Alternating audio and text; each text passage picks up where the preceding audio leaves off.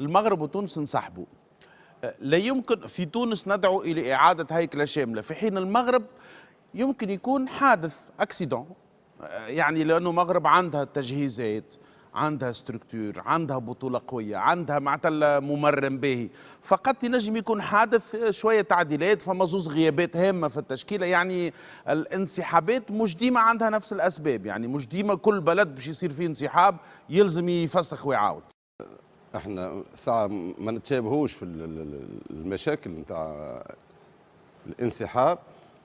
مشكلة الانسحاب بالنسبة لتونس هي نتيجة عمل واختيارات ونحن اللي نحكيوا فيه على التغيير هو مش مربوط بالنتيجة نتاع الكان راهو، يعني باش نحطوا الحاجة في إطارها. بالنسبة للمغرب هذه صارت يعني النتيجة هذه ماهيش متوقعة، لأنه عنده فريق وعنده كل شيء والظروف الكل متوفرة باش يحقق، وعنده إدارة كبيرة وعنده كل شيء. في الكورة موجود الربح والخسارة.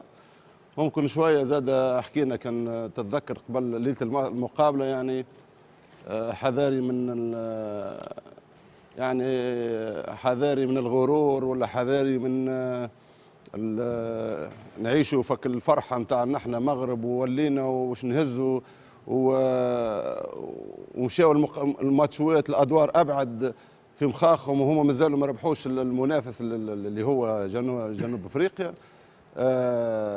المدرب كذلك يعني عمل تصريح ممكن يخسر به اللي يخدموا كل في المغرب، وحسب رايي اساء، مش اساء لنفسه بركه، هو اساء حتى للفريق نتاعو للجينيراسيون نتاعو، واساء حتى للمغرب بالتصريح المذل المخيب للامال اللي يعني اهان فيه روحه قبل ما يحاول يهين مثلا ناس اخرى اللي نحن نلعبوا للمغرب مش للعرب. هذه كلمه ما تقالش، مش عارف انا يعني كنت نتصوروا اذكى من هكاكا ولا يعني ارقى من هكاكا.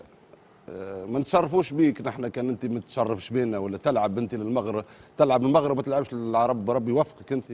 ونتصور حتى المغاربه ما يعجبهمش اي تصريحه تصريحه يعني تصريح يقولوا سيت ان اكسيدون زاد، ما نظنش كان يقصدوا المغاربه نعرفوا. احنا شكرناه على اساس اللي هو يعني كنا فرحانين اللي هو مجيلنا وصغير وكذا، يعني المفروض كان يراقب كل كلمه تخرج راهي عندها دورها. يعني صحيح. احنا تصريح ما يمثله كان هو مستحيل يمثل المغاربه اكيد، اخواننا اللي يلزم يراجع نفسه، وهذاك ينجم يكون حتى التصريح هذاك خذا عليه وربي ما سهلوش، وكان هو سبب حتى في ملاعبيته كما خدم وعمل حاجه باهيه. نحن شكرناه وقت كي يعمل حاجه خايبه ولا يصرح كذا وكذا، زاد لازم يقبل النقد. نحب هذا باش يكون لهم درس كبير، لان درس للمدرب على تصريحاته وعلى التواصل مع طريقة التواصل، ودرس للاعبين هذا. لأن أنا كنت في المغرب وحذرتهم، قلت لهم يعني جيل هذايا إذا كان يحب يكتب التاريخ لازم يتعامل كما تعامل مع كأس العالم، وحذاري كان يتعامل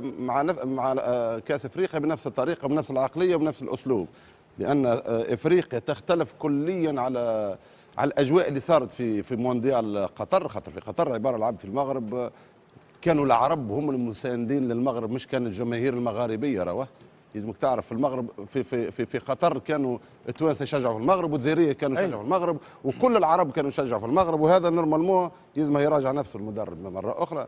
لكن بالنسبه لي انا نرى كفريق عنده مجموعه، المدرب زاد ينجم يكون الدرس هذا يستفاد منه برشا في قادم المسابقات، واذا كان عنده كأس عالم وعنده أدوار أخرى مازال يراهن عليها، هذا يظل يعني إن شاء الله يكون درس باهي يستوعبه المدرب والفريق المغربي.